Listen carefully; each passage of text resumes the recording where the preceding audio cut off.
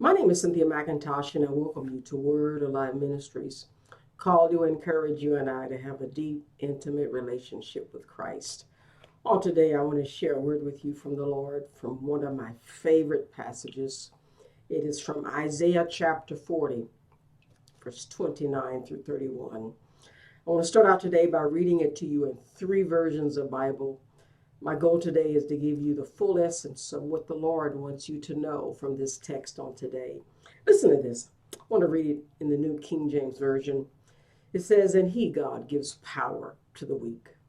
To those who have no might, he increases strength. Even the youths shall faint and be weary, and the young man shall utterly fall. Those who wait on the Lord shall renew their strength. They shall mount up with wings like eagles. They shall run and not be weary. They shall walk and not faint." I want to read verse 31 of that particular text again, but in the New Living Version, or rather the New Living Translation. It says it like this: "But those who trust in the Lord shall find new strength. They will soar high on wings like eagles. They shall run and not grow weary. They will walk and not faint." I want to read verse 31 of this chapter, Isaiah chapter 40, one more time in the Message Bible. It says, "But those who wait upon the Lord get fresh strength. They spread their wings and soar like eagles. They run and don't get tired.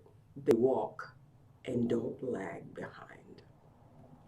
From this text, I want to share with you God's prize for waiting on God. What does it mean to wait on God? Means to hold on to the promises of God designed just for you. The prize of holding on to the promises of God designed just for you is renewal, dear hearts. It's fresh strength. It's new strength. It's supernatural strength. You see, strength is birthed out of a wound of faith in God. Your faith in God is a place that protects God's promises until their time of manifestation. Let me say that again. Your faith of God in God is a place to protect God's promises until their time of manifestation. I want you to know you are pregnant with the promises of God, and you have the decision to either have them come forth during their fullness or to abort them. Our success in God is based on our ability to carry the promises of God to their full length of pregnancy. Dear hearts, your faith in God will bring you many blessings of new beginnings. You will have many babies, and simply because you're able to hold on to the promise of God during its full time until maturation. And that requires you, just like a pregnant woman, to wait. And the reason I share this message today, because waiting on God to fulfill his promises for your life is work. It will drain you. You have to fight to hold on to what you know, and at the same time experience the absence of what you're waiting on. I share this text today about the prize of waiting on God, which is renewal, new strength, fresh strength, from a text where people in Old Testament times did just what you and I do every day. They were going through what I call a season of transition. For them, it was a season of living in freedom and then transitioning to a season of slavery and then back into a season of freedom. They had to wait on God. Each season, the hardest for them was the season of going from freedom to slavery.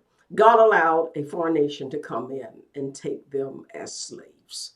They were overtaken, just like Russia is trying to overtake Ukraine. We want to control you, have your life. And if you don't come, we're going to persecute you, destroy your town, your city. And just like they're doing Ukraine, they're pulling people into Russia and leaving some there until they say, I give up. The Jews lost the battle immediately.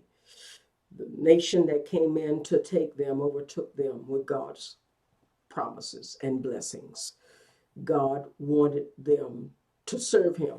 They were taken into bondage because their great sin of not putting God first. God told them, you shall have no other gods before me. I come first.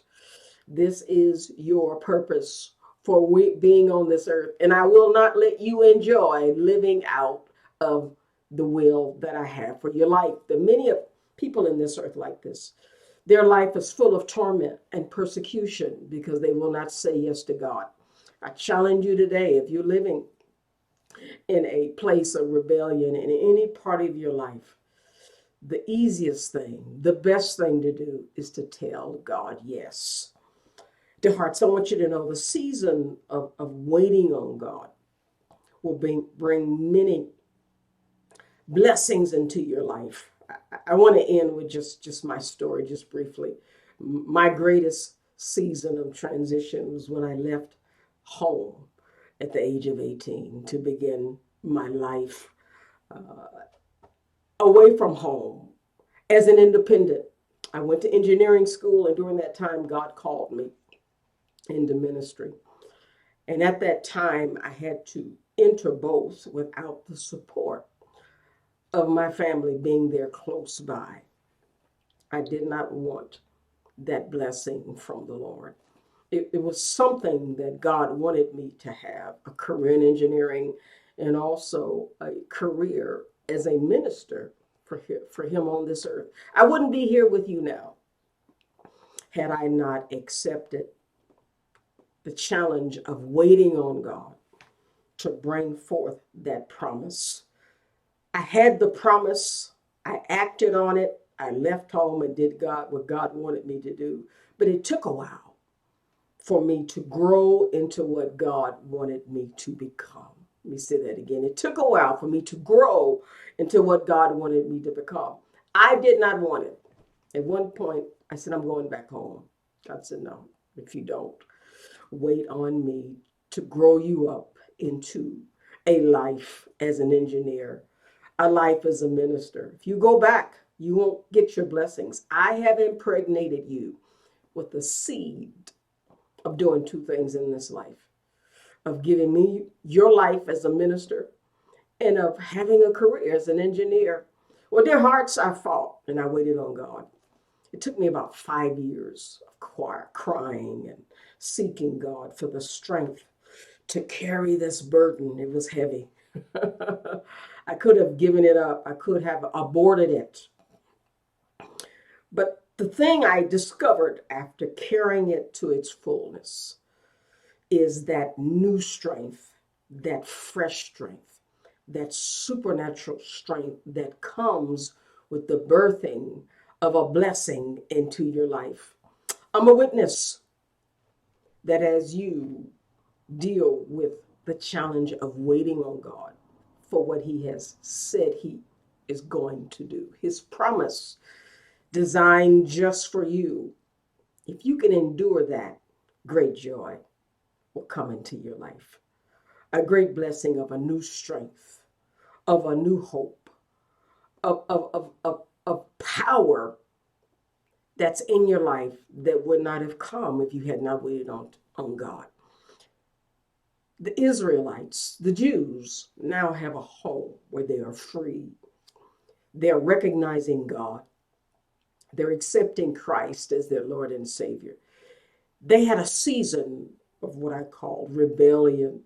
But beloveds, after their season of waiting on God for his promise to get back home to a life of freedom, they're experiencing a joy of being an independent nation. I ask you this question today. What are you waiting on God for? What has He promised you? What are you carrying to hearts? I know you're pregnant. I want to challenge you to fight, to go through that season of waiting on God. And the prize of your waiting on God is the renewal of your strength. You come out better. You come out stronger.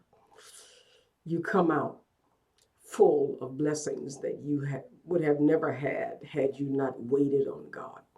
Dear hearts, the prize of waiting on God for His promises designed for just for you is renewal. It's a new you. It's a new beginning. I challenge you to hold on.